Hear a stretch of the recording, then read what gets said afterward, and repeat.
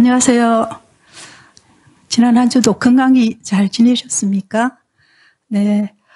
이번 시간에는요, 중국 역사의 가장 대표적인 명군으로 꼽히는 당태종, 그리고, 어떻게 보면 아주 좀 악녀로도 꼽히지만 또 중국, 당시에 중국을 아주 잘 통치했던 역을, 척천무후 두 사람에 대해서 알아보도록 하겠습니다. 자, 당태종. 먼저, 당태종의 아버지는 이연입니다. 이연이 당을 건국했는데요. 이연은 원래 수나라 때부터의 사람인데, 이대 황제, 수양제의 폭정, 황혼무도, 지난주에 했었지 않습니까? 대규모 토목공사, 그러니까 대운하도 하고, 그리고 이제 수도를 낙양으로, 제2수도로 만들기 위해 가지고 궁전도 새로 짓고, 그리고 또 만리장성도 또 일부 축조하고, 또 참 무리한 고구려 침공, 이런 걸 해가지고 수나라의 국력이 크게 쇠락했습니다. 그렇게 하면서 백성들의 삶이 파탄이 나고, 도처에 도둑대가 창궐하고, 그러다 보니까 각지에서 반란군이 일어서게 됩니다. 이때 태원의 유수로 있던 이연도 617년에 거병합니다. 이때 거병할 때 아들 이세민, 훗날의 당태종이죠. 이세민이 아버지에게 지금 거병하셔서 천하를 도모하세요라고 이렇게 자꾸 권유를 했습니다. 이연은 처음에 그런 생각이 없었다고 합니다. 그래 어쨌든 617년에 거병해서 장안을 점령했습니다. 처음에 이제 태원을 출발할 때는 3만 명 정도에 불과했는데, 장안까지 행군해 오는 동안에 전국을 유랑하던 그런 유랑민들이 막 같이 또 참여하고 이렇게 해서 그 규모가 거의 20만 명 정도로 늘어났다고 합니다. 그만큼 그 당시 백성들의 불만이 아주 컸다 하는 것을 말해주고 있습니다. 그래서 이제 이연이 장안을 점령하고 수양제의 손자 양유를 아주 어린 나이인데 공제로 옹립했습니다. 그 당시 수양제는 고구려 침공 몇 번이나 실패하고 이래서 정치에 대해서도 완전히 무관심하고 그냥 사치방탕한 생활 여전히 즐기면서 양주의 이궁에 가 있었습니다. 그래서 양제는 태상왕으로 하고 이연 자신은 당왕으로 하게 됐습니다. 그리고 그 이듬해 수양제가 신하 우문화급에게 주살되는 일이 생기면서 이연은 공제 양유로부터 황위를 선양받아 가지고 당고조로 즉위합니다. 자, 이렇게 해서 당나라가 건국됩니다. 그래서 이제 당고조 이연은 이제 자기 아들이 원래 4명이 있었는데 셋째 아들 이현패는 일찍 요절했어요. 그래서 남은 아들이 3명이었습니다. 장자 근성을 황태자로, 그리고 차남 이세민은 진왕에 책봉하고 또 상서령, 또 대장군의 그 직책을 맡기고요. 막내 이원길은 제왕에 봉합니다. 자, 그런데 이제 당나라가 이제 금방 생겼는데요. 아직 이 당나라의 세력이 아직 강하지 못해요. 그래서 최대 현안이 각 지역에 할거하고 있는 군벌들을 평정하는 일이었습니다. 이 군벌들도 역시 이연과 마찬가지로 반란을 일으켰는데, 이연이 먼저 당을 건국하니까, 이 사람들이 당나라에 복종하지 않아요. 자기들도 각자, 뭔가 천하를 노리는 그런 야망을 갖고 있는 겁니다. 그래서 이 군벌 평정 문제를 이 차남 이세민이 맡게 됩니다. 이세민은 굉장히 용맹하고 아주 전략 전술에도 뛰어난 그런 아주 걸출한 장수였다고 합니다. 그래서 몇 년간 전국을 정말 동해 번쩍 서해 번쩍 하면서 군벌들을 하나하나 다 평정하고요.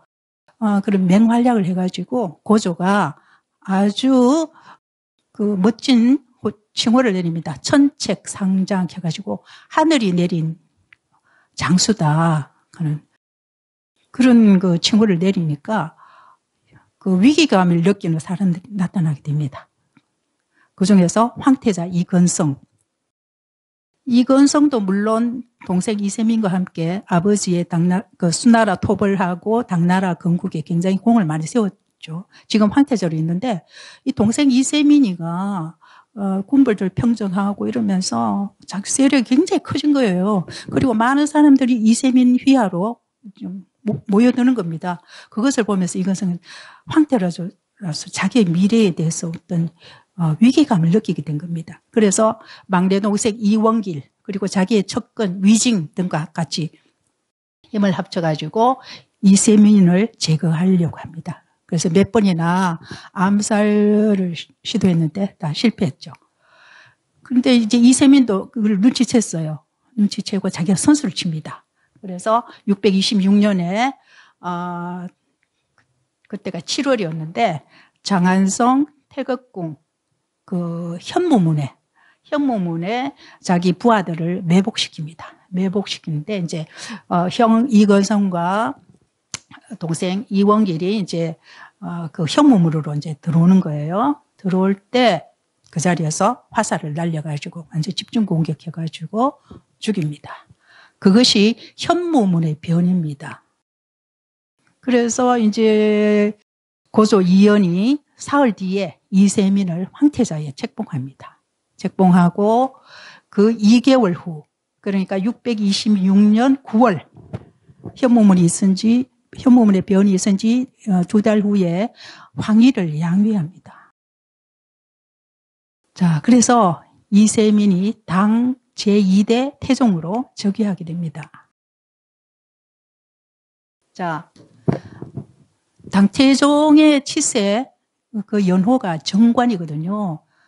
정관 하는 뜻이 바로 본다 하는 뜻이잖아요. 바로 정자에 볼관자, 정관의 치.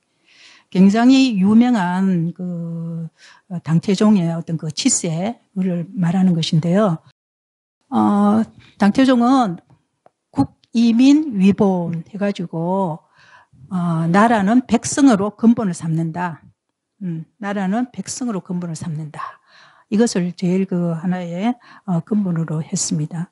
그리고 이제 균전제를 크게 제창합니다. 균적하면 균등하게 밭을 분배한다 하는 뜻이에요. 농민들한테 토지를 균등하게 분배합니다. 그래서 이게 구분전하고 영업전입니다. 구분전을 80무 그리고 또 20무를 이렇게 주는데 구분전은 그 사람이 죽으면 나라에 다시 반환해야 되는 것이고요. 그 20무는 자손에게 세습이 됩니다. 그리고 이제 조세제도로 조용조.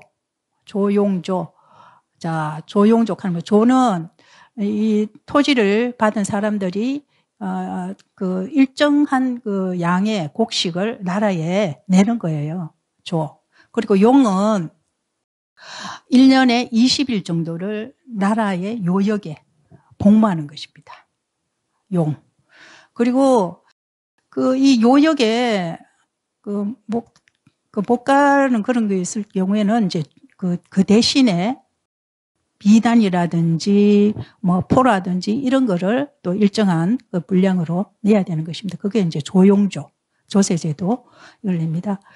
그래서 이제 굉장히 생산성이 높아져서 그 민생이 안정되고요. 국가 재정이 굉장히 풍족해집니다. 그리고 이제 그 부병제 하는 걸 합니다. 부병제. 이거는 병농일체의 병제인데요. 한 집안에 이제 장정이 3명 있으면 그 당시에는 대가족 제도니까 집안에 장정이 여러 명 있잖아요. 장정은 그러니까 21세에서 59세 그 정도 나이에 장정 중에 3명이 있으면 그중 1명을 부병으로 차출해 가지고요. 그러니까 수도 경비도 맡기고 때로는 저 멀리 변방 수비도 맡기고 그리고 이제 농사지을철에는 농사를 짓다가 이제 휴농기에는 또 군사훈련 받고 또 치안도 하고 이런 거를 하는 것입니다. 그래서 그리고 이제 과거 제도에 따른 능력 위주 인재를 등용하고요. 그리고 이 당태종의 아주 특징 중 하나가 굉장히 포용력이 크다 하는 거. 그래서 심지어 아까 현모문에 변할 때 이건성이 자기 측근 위징 등과 같이 했다고 이세민을 제거하려고 했다잖아요.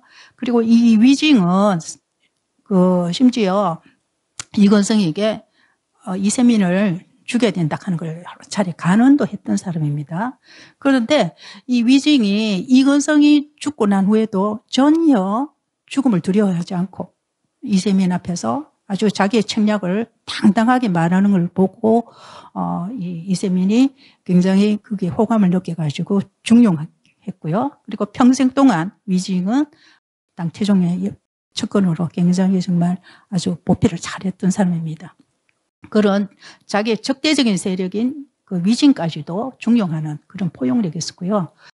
그리고 당나라 때 문화 중흥, 아주 그 문화가 중흥했죠. 유학을 제청했고요. 학술과 문화 활동도 장려했습니다. 그리고 당태종은 아까 포용력이 있다고 그랬잖아요. 그 자기에 대한 비판도 굉장히 잘 수용합니다. 그래서 납간, 그 간언을 받아들인다. 납간이 굉장히 열린 자세였습니다. 그래서 그 당태종은 조정회의 때 항상 간신 가는 게 나쁜 뜻의 간신이 아니고요. 간신, 간하는 신하라는 뜻입니다. 간언하는 신하. 그 간신을 반드시 참여하게 해가지고 자기가 뭔가 잘못한 일이 있으면 지체 없이 비판하라, 지적하라. 그렇게 했습니다. 근데 그거는 진짜 그 시절에 참, 잊기 힘든 그런 그 포용력이죠. 그래서 특히 이 위징은 직관을 잘하기로 유명했습니다. 예. 그래서 전혀 눈치 안 보고 직관하는 거예요. 그래서 하루는 그날도 이 위징이 그 당태종한테 아주 신랄한 직관을 했나 봐요. 당태종이 굉장히 경로를 했어요. 경로를 해가지고 얼굴이 불그락 하는데도 이 위징은 그 아랑곳 없이 자기 간언을 계속하는 거예요. 정말 간이 배 밖에 나왔다고 할 수밖에 없는데, 그래서 그 당태종이 참다 못해가지고 자리를 박차고 뛰쳐나가 버립니다. 나와가지고 자기 황후, 장손 황후예요. 성이 장손입니다. 그 장손 황후한테 갔어요. 가가지고 정말 불평을 터뜨리고 얼굴이 불그락 하니까 그 장손 황후가 도대체 누구 때문에 그러시느냐. 그러니까 태종이 위징은 언제나 나에게 정말 그렇게 비판을 신랄하게 한다고 그렇게 불만을 털어놓습니다. 그렇게 하니까 그 장손 황후가 하는 말이 군주가 밝으면 신하가 직관한다고 들었습니다. 그래서 위징이 이렇게 직관하는 것은 폐하께서 명군이라는 것을 말해주는 것입니다. 하면서 이렇게 황후가 참 지혜롭게 말했죠. 그러니까 그 말을 듣고 당태종 금방 그 화가 확 풀리는 겁니다. 네. 그래서 이 위징 항상 참 옆에서 그렇게 직언을 하고 그렇게 했는데 나중에 위징이 죽었을 때 당태종은 위징을 잃음으로써 나는 참 거울을 잃었다. 그런 의미 말을 하면서 크게 슬퍼했다고 그래요. 그 거울은 바로 위징을 통해서 자기 자신을 볼 수 있고 또 당나라 이렇게 볼 수 있는 어떤 그런 참 의미의 거울이겠죠. 하여튼 위징의 직관. 자, 지금도 이 납관 이렇게 직은 제대로 받아들이기 어려운 시대예요. 21세기도. 그런데 이 시대에 그랬다는 것은 정말 당태종은 참 대단한 사람이다 싶은 생각이 듭니다. 그리고 대외 정벌과 영토 확장 많이 했습니다. 그래서 자기 아버지 고조 때보다 당나라 영토가 2배는 확장됐어요. 그리고 특히 이제 실크로드 쪽 있잖아요. 실크로드 쪽을 완전히 장악하게 됩니다. 자, 당태종 이세민. 아주 이 모습이 딱 그 전신 모습이 그림이 있는데 당당하게 서 있는 모습이 있는데 그게 복사가 안 돼가지고 지금 이것만 냈습니다. 아주 당당해 보이죠? 자, 당태종이 5가지 신조가 있습니다. 자, 이걸 보면 나의 재능이라 여기 기뻐하고 사람을 쓸 때 장점을 쓰고 단점 사용을 피한다. 인재를 중용하면 잘못은 용서하고 거기에 걸맞는 대우를 한다. 정직한 사람을 견책하지 않을 뿐 아니라 포상한다. 설령 이 사람 정직한 사람이 뭔가 조금 정직함 때문에 자기한테 뭐 거슬리는 게 있더라도 그거는 오히려 포상한다. 그리고 중화를 귀히 여기고 오로지 중국, 한족, 그죠? 뭐 당나라 이것만 귀히 여기고 이적하는 거는 말하자면 그 중국 측에서 볼 때는 오랑캐입니다. 중국 주변에 여러 나라 우리나라도 이 당시에는 삼국시대인데 고구려, 신라백제 우리도 동이에요. 동쪽에 있는 오랑캐. 그 이적을 천하게 여기는 편견에 빠지지 않고 편견에 빠지지 않고 한족이 아는 사람들 똑같이 취급한다. 자, 이것도 정말 어려운 거죠. 그 당시로서는. 자, 또 하나 재미있는 그 얘기로는요. 당태종의 관대한 면모를 볼 수 있는 그 일화가 있습니다. 당태종이 상당히 그 중국 역대 제왕들 중에서 관대한 왕이었거든요. 자, 사형수 390명을 사면하는 일이 있었습니다. 뭐냐면은 이제 그 사형을 받게 된 죄수들이 한 390명쯤 있었나 봐요.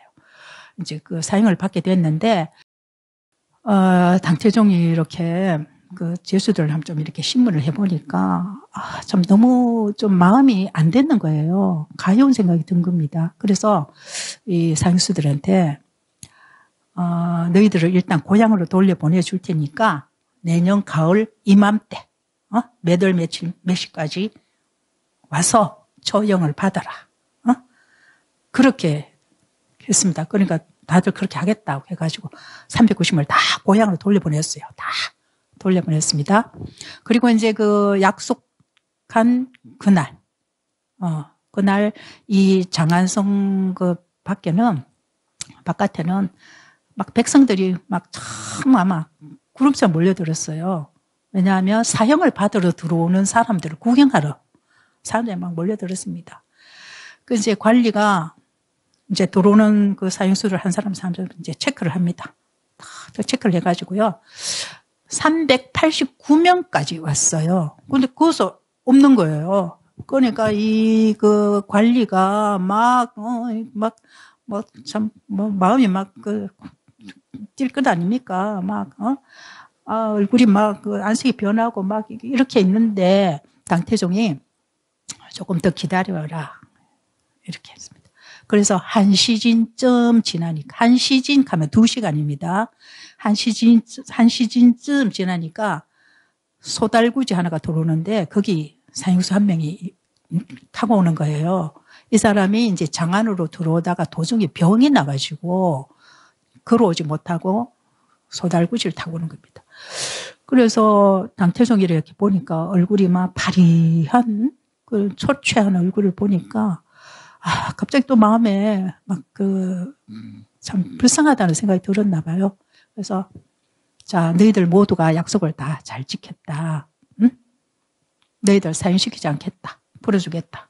해가지고 그 390명을 그대로 다 풀어줬습니다. 예. 그런데 여기서 이제 당태종의 참 제왕으로서의 관대한 면모를 볼 수 있는데 또 한쪽 사람들 해석하기로는 당태종이 그 현무물에 별에서 자기 형과 아우를 죽이고 나중에 황제가 됐잖아요. 아버지로부터 또 황위를 선양받아가지고. 이제 그게 있는 거예요. 당태종의 마음속에는 그런 게 하나의 평생 어떤 그 마음속에 어떤 고통으로 남아있고 자기 이미지가 굉장히 어떤 그 안 좋은 그런 게 있잖아요. 그래서 그런 거를 아마 좀 불식시키기 위해서 죄수들하고 미리 약속을 했을 것이다. 너희들이 내년 이때 들어오면 다 사면해 줄 것이다. 만약에 한 명이라도 안 오면 그때는 너희들 목이 달아날 것이다. 이렇게 약속을 하고 보냈을 것이다. 그리고 사연수들도 고향으로 가봤자 어차피 자기들은 관원들한테 다 그게 돼 있는 거예요. 체크가 돼 있는 거예요. 도망갈 곳도 없어요. 그러니까 차라리 돌아가서 우리 모두 돌아가면 사형 안 당할 것이다. 그런 그걸로 해서 했을 것이다 하는 그 해석도 있습니다. 어쨌거나 자 요거는요 그 당시에 당나라 이 남쪽까지도 있어요. 이렇게 자 여기 고구려가 이 위에까지 영토가 있죠. 신라, 백제. 여기는 일본 외로 되어 있습니다. 자 여기는 말갈, 만주 쪽에는 말갈은 나중에 여진족이 되고요. 그리고 이제 청나라 때는 만주족이 됩니다. 이름이 바뀝니다. 자, 여기 동돌궐 있고 서돌궐 있고 막 그래요. 자, 고구려는 이 돌궐하고도 이제 관계가 좀 깊고요. 말갈이나 거란 같은 거는 좀 고구려에 좀 복속되어 있는 그런 상황이고요. 자, 이런 상황에서 이제 이 당나라가 또 고구려를 침공합니다. 자, 전번에 수나라 때 수문제, 수양제 부자가 그 네 차례 걸쳐서 고구려를 침공했지만 실패했잖아요. 살수대첩에서 엄청난 인력 손실도 보고요. 자, 그래서 이 당태종은 그 고구려를 침공할 그런 수나라가 하지 못했던 그거를 하겠다는 생각을 갖게 됩니다. 그래서 근데 마침 그 645년에 고구려에서 어떤 일이 있었나 하면은 연개소문은 당나라에 대해서 강경 노선이에요. 강경 노선이고 그 당시 고구려 왕은 영유왕입니다. 그러니까 수문제와 수양제 때의 고구려 왕은 영양왕이었어요. 영양왕이 그때 수나라에 입조도 안 하고 조공도 안 바쳐가지고 수나라에서 고구려 침공을 했잖아요. 지금은 이 영유왕입니다. 그런데 이 영개소문이 영유왕을 죽였어요. 죽이고 영유왕의 동생을 보장왕으로 옹립하는 그런 정변을 일으켰습니다. 그러니까 이 당태종은 안 그래도 고구려 침공을 언제 할 것인가 이걸 기회를 노리고 있었는데 이 영개소문의 정변을 듣고 고구려를 꾸짖어야겠다 하는 그걸 명부로 내걸어가 30만 대군이 이끌고 고구려 원정합니다. 그래서 계모성, 요동성, 백암성 등 이런 걸 함락한 후에 그 유명한 안시성을 포위 공격합니다. 안시성 전번에 영화로도 나왔잖아요. 자, 근데 이때 영개소문이 또 15만 명의 지원군을 파병합니다. 거기 말갈군도 한 좀 수천 명 포함됐고요. 그런데 이거는 태종의 그 당나라 군대에 격파돼 버리고 말아요. 그래서 이 안시성이 고립됩니다. 지원군도 없고. 그런 상황에서 성주 양만춘, 아주 유명한 이름이죠. 성주 양만춘과 그 군사 그리고 안시성의 백성들이 필사적으로 당군의 공격을 막아냅니다. 자, 그래가지고요, 암만 해도 그 안시성 공격을 험불 떨어지지 못하는 거예요. 그래서 이 당태종이 어떤 그걸 꾀를 냈냐 하면은 흑산을 만듭니다. 흑으로 60일 동안 밤낮을 온 그 당나라 병사들이 밤낮을 그 흙을 쌓아가지고 산을 만듭니다. 산을 만들어가지고 나중에는 그 흑산 위에서 안시성을 내려다 볼 수 있는 정도까지 됐어요. 이제 그걸로 가면 됩니다. 침공하면 되는데 하늘이 또 고구려를 도왔어요. 폭우가 쏟아졌어요. 폭우가 쏟아져가지고 그 흑산이 무너져 내린 거야. 무너져 내려가지고 그 흑덩이가 그 안시성으로 좀 넘어가서 안시성 성벽이 좀 무너졌어요. 그러니까 그 성벽 무너지니까 그 고구려 병사들이 막 나와가지고 막 전투 끝에 흑산을 탈취합니다. 그래서 끝내 함락시키지 못해요. 그런데 이제 날씨는 슬슬 추워오고 군량미도 좀 부족했겠죠. 그래서 이 당나라 군대가 퇴각하게 됩니다. 그러면서 이 당태종 참 좀 멋있는 부분이 있습니다. 이 당나라로서는 고구려가 미워 죽을 정도일 텐데 이 양만춘 성주가 너무 잘 그해가지고 안시성을 지켜내는 걸 보고 좀 감동했나 봐요. 비단 백필을 하사합니다. 비단 백필 하사하고 취하합니다. 그리고 이제 퇴각할 때 양만춘 성주도 그 성루에 올라와가지고 퇴각하는 당태종을 바라보면서 깊이 절을 하면서 작별을 구합니다. 서로 이제 전쟁은 치르지만 좀 아름다운 풍경이죠. 네. 자, 그리고 이제 당나라는 그 다음에 또 그 다음에 고구려 원정 했지만 실패합니다. 결국 이 수나라, 당나라 계속 참 대를 이어서 했는데도 고구려 공격 함락을 못 시켰어요. 참 고구려 대단합니다. 그죠? 그런데 이때 안시성 싸움 때 태종이 눈에 화살을 맞아가 눈 하나를 잃었다 하는 얘기가 있는데, 그거는 그 드라마도 막 그래 안대 메고 나오고 막 이러는데 저는 좀 아닌 것 같아요. 그거는 그냥 전설인 것 같고, 만약 그랬다면 이 당태종이 이렇게 비난을 내리고 했겠습니까? 그죠? 네. 그건 제 생각이고요. 자, 당태종. 자, 고구려 원정 실패 후에 건강이 악화합니다. 자, 그래서 장생불사 유혹에 빠집니다. 그때 천축 하면 인도예요. 인도의 방사하면 도교의 도사. 이 천축의 방사가 장생불사약 먹고 자기는 200살이다 하면서 막 이렇게 막 하니까 거기에 넘어간 것 같아요. 그래서 이 방사가 조제한 단약, 이 단약이라는 것이 참 옛날 중국 역대 왕조의 제왕들이 많이 복용했는데, 이거 먹으면 굉장히 하여튼 장생불사하고 막 하여튼 막 성기능도 굉장히 좋아지고 막 하여튼 그래가지고 많이들 복용하는데 대부분 다들 끝이 안 좋아요. 이 당태종도 마찬가지로 부작용이 시달립니다. 왜냐하면 이 단약이 인체에 굉장히 치명적인 수원이라든지 유황이라든지 뭐 납이라든지 이런 게 막 들어있는 거예요. 그죠? 그래서 부작용에 시달렸고, 원래가 또 고구려 원정 실패 후에 이실이 있었는데다가 이래가지고 51세로 사망합니다. 만 51세로 사망합니다. 자, 당태종을 평가해 보면요, 재위 23년 했습니다. 국내외적으로 굉장히 큰 성공을 거두었어요.